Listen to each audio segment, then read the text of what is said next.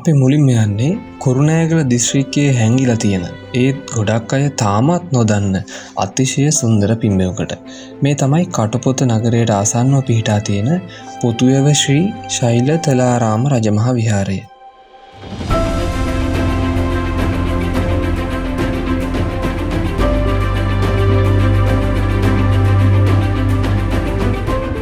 අතීතයේ පටන් පැවතෙන පුරාණ රජමහා විහාරයක් වුණත් අද වෙනකොට මේ ස්ථානය සිත නිවන අපූරු කලාගාරයක් බවට පත් වෙලා තියෙනවා.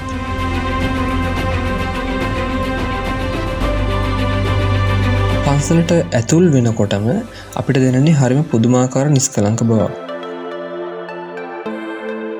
මෙය ඉතිහාසයකට උරුමකම් කියන පුරාණ රජමහා විහාරයක්. ඒ බවට සාක්ෂි සපයන පුරාණ සෙල්ලිපියක් අදටත් අපිට මෙහිදී දැක ගන්න පුළුවන්. මේ පන්සලේ තියෙන විශේෂත්වය තමයි බුද්ධ චරිතයේ සහ බෞද්ධ ඉතිහාසයේ සුවිශේෂී අවස්ථා ගණනාවක අපූරු අනුරු මෙහි නිර්මාණය කරලා තිබීම. ප්‍රධාන ගල මත තියෙන විශාල සමාධි පිළිම වහන්සේ, චෛත්‍ය, බෝධීන් වහන්සේ, විහාර මන්දිරය සහ ධාතු මන්දිරය වන්දනාමාන කරනවා වගේම ඔබට මෙහිදී දේවදත්ත තෙරුන් විසින් ගල් පෙරලීමේ සිදුවීම වගේ බෞද්ධ සාහිත්‍යන කතා බොහොමයක් ඉතාමත් සජීවී විදිහට මෙහි මූර්තිමත් කරලා තියෙනවා.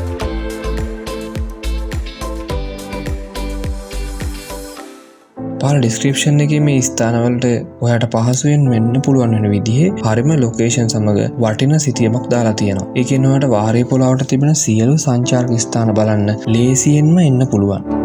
එහෙනම් අපි බලමු ඊළඟ ස්ථානය මොන වගේ වෙයිද කියලා.